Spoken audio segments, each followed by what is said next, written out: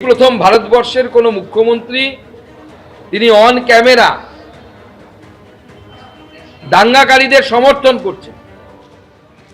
On camera মাননীয় মুখ্যমন্ত্রী বলছে যে ওদের কোনো দোষ নেই, ওরা তো করবেই।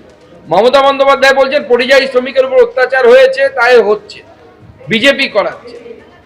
আমি এখান থেকে প্রশ্ন করতে চাই, মমতা বন্দ্যোপাধ্যায়ের কি মাথাটা খারাপ হয়ে গেছে, নাকি মিথ্যে কথা বলতে বলতে এমন অভ্যেস হয়ে গেছে যে কোনো অবস্থাতেই তিনি মিথ্যে ছাড়া সত্যি কথা বলতে পারেন না? ঝাড়খণ্ডের বিশ্রামপুর থানা এলাকায় ফেরির কাজ করতে গেছিল সেই ব্যক্তি, পশ্চিমবঙ্গের একজন মানুষ, তার নাম হচ্ছে আলারউদ্দিন শেখ।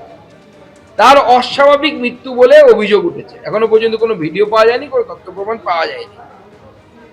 ঝাড়খণ্ড সরকার তো বিজেপির সরকার নয়, ঝাড়খণ্ড সরকারে তো মুখ্যমন্ত্রীর ভাই, মুখ্যমন্ত্রীর বন্ধু সরকার, সেখানে তো বসে আছে হেমন্ত সোরেন সাহেব।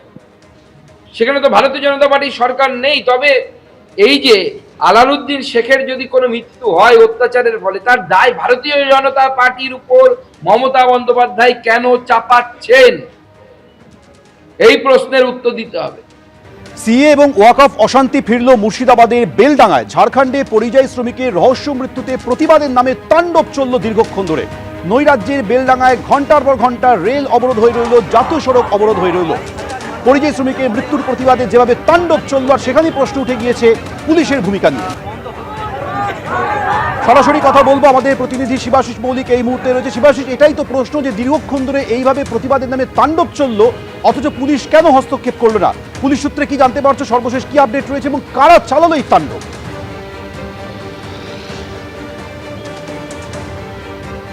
একদমই তাই চৌমেন, এই প্রশ্নটাই সকলের সামনে উঠে আসছে যে কারা চালালো এই তাণ্ডব। শুধুই কি স্থানীয় মানুষ, নাকি পিছনে ছিল কোনো রাজনৈতিক ইন্ধন? সেই প্রশ্ন কিন্তু বেলডাঙ্গার আনাচে কানাচে ইতিমধ্যেই উঠতে শুরু করেছে। বেশিরভাগ লোক, তাদের সাথে যখন কথা বলা হচ্ছে, তারা বলছেন যে তারা সাম্প্রতিককালে এ ধরনের পথ অবরোধ দেখেননি। প্রায় 3 থেকে 4 কিলোমিটার পথ অবরোধ হয়ে রইল এবং ছোট গাড়ি, বড় গাড়ি, কোনো গাড়ি সেখান থেকে যেতে পারলো না এবং 5.5 ঘন্টার বেশি সময় সেখানে পথ অবরোধ চলল। জেলা পুলিশ প্রশাসন তাদের বেশ কয়েকজন সেখানে উপস্থিত থাকলেন, তারা আলোচনা চালালেন, কিন্তু 5.5 ঘন্টার বেশি একটা জাতীয় সড়ক, আমরা এই মুহূর্তে যেখানে দাঁড়িয়ে রয়েছি 12 নম্বর জাতীয় সড়ক, এবং এই জাতীয় সড়ক কিন্তু বিশেষভাবে তাৎপর্যপূর্ণ, কারণ দক্ষিণবঙ্গ থেকে উত্তরবঙ্গ যাওয়ার জন্য বিশেষ গুরুত্বপূর্ণ এই পথ, এই 12 নম্বর জাতীয় সড়ক। যে 12 নম্বর জাতীয় সড়ক অবরোধ করে রাখা হলো ঘন্টার পর ঘন্টা, এবং সংবাদ সংগ্রহের ক্ষেত্রে বিভিন্ন সময় কিন্তু বিভিন্ন সময় ছবি তুলতে দেওয়া হচ্ছে না, কথা বলতে দেওয়া হচ্ছে না। সেই যে সারাদিনের যে তাণ্ডবের ছবিটা আমরা এই বেলডাঙ্গায় ফুটে উঠেছে, সেই ছবি কিন্তু বিকেলেও বিভিন্ন জায়গায় দেখা গেল যে বাধা দেওয়া হচ্ছে। এবং এখনো পর্যন্ত কিন্তু কার্যত থমথমে বেলডাঙ্গা, বিভিন্ন জায়গায় যান চলাচল শুরু হয়েছে। বিকেলের পর থেকে আমরা জানি যান চলাচল শুরু হয়ে গিয়েছে, কিন্তু কোথাও একটা চাপা অশান্তি, চাপা উত্তেজনা এখনো রয়ে গিয়েছে বেলডাঙ্গাতে।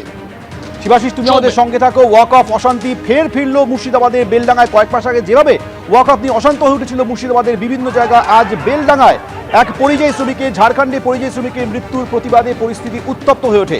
ঝাড়খণ্ডে পরিযায়ী শ্রমিকের রহস্য মৃত্যুতে প্রতিবাদের নামে তাণ্ডব চলে। নৈরাজ্যের বেলডাঙ্গায় ঘন্টার পর ঘন্টা রেল অবরোধ হয়, জাতীয় সড়ক অবরোধ হয়।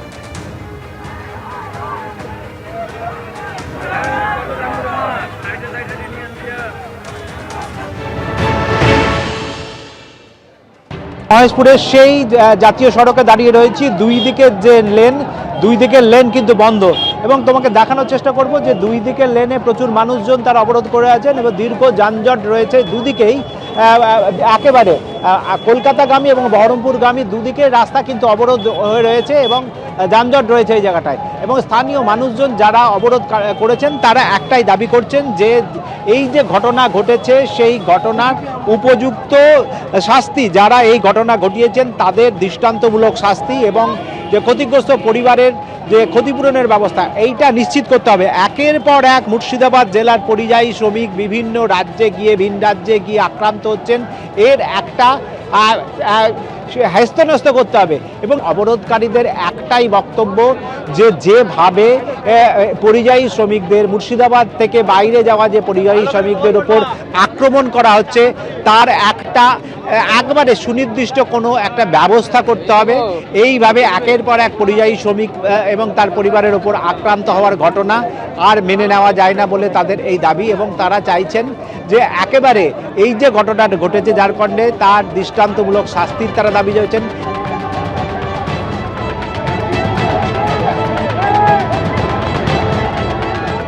একেবারে পদস্থ পুলিশ আধিকারিক যারা রয়েছেন তারা স্থানীয় বাসিন্দাদের বেশ কয়েক ঘন্টা ধরে বোঝানোর চেষ্টা করছেন অবরোধ তুলে নেওয়ার জন্য এবং সমস্ত রকম ব্যবস্থা করা হবে, তাদের দাবি মানা হবে। কিন্তু মানুষজন কিন্তু একেবারে এখনো পর্যন্ত অনড় রয়েছেন। তারা চাইছেন যে আরও উচ্চপদস্থ আধিকারিক বা প্রশাসনিক আধিকারিক তাদের এসে এই আশ্বাস না দিলে তারা এই অবরোধ তুলবেন না।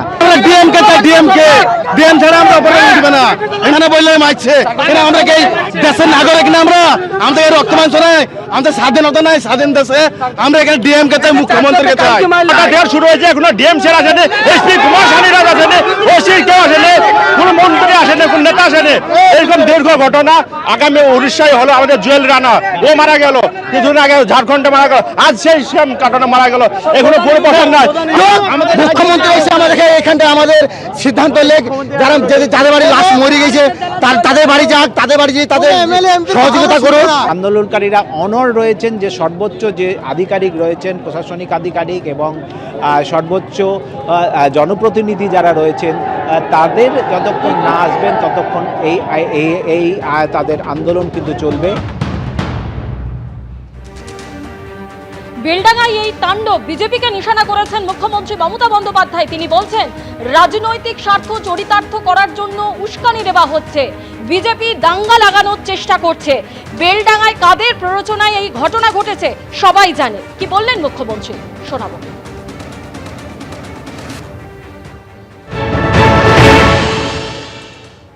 বেলডাঙ্গা আপনারা জানেন কাদের কাদের প্ররোচনা আছে, আমি আর নতুন করে বলতে চাই না। ফ্রাইডে জুম্মাবার পবিত্র বার, যেমন শিবেরও বার, মা দুর্গারও বার, সন্তোষী মাতারও বার, তেমনি ফ্রাইডে জুম্মার নেওয়া যায়। এখন যদি দুর্গাপুজো দেখতে এসছে কোটি কোটি লোক, সেখানে আপনি যদি একটা মাইক লাগিয়ে দেন তাহলে সবাই শুনবে। তো ফ্রাইডে জুম্মাবার এমনি সংখ্যালঘুদের কাছে একটা সেন্টিমেন্ট আছে, সেখানে সবাই ফ্রাইডে জুম্মার নামাজ করতে এসছে। এখানে কেউ কেউ যদি তার রাজনৈতিক চরিতার্থ করবার জন্য উস্কে দেয়, সংখ্যালঘুদের ক্ষোভটা স্বাভাবিক।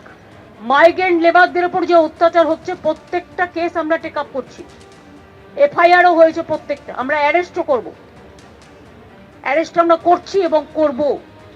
মাইগ্রেন্ট ওয়ার্কার যাদের উপরে অত্যাচারিত হচ্ছে সব পরিবারকে আমরা সাহায্য করছি, করব। কিন্তু যা করছে সেটা অন্যায় এবং এটা বিজেপি রাজ্যগুলোতে হচ্ছে। তাহলে বিজেপি বাংলায় কি করে বলে যে আমাদের ভোট দিন, যেখানে অন্য রাজ্যে বিজেপি আছে, বাংলা বললেই তার উপর অত্যাচার করা হচ্ছে, সেখানে তারা কি করে আশা করে যে বাংলার মানুষ ওদের পাশে থাকবে? এই 2 মাসে 200 বার নোটিশ এসছে, বিএলওরা প্রেসারে পাগল হয়ে যাচ্ছে, ইতিমধ্যে 100 জনের মতো লোক মারা গেছে।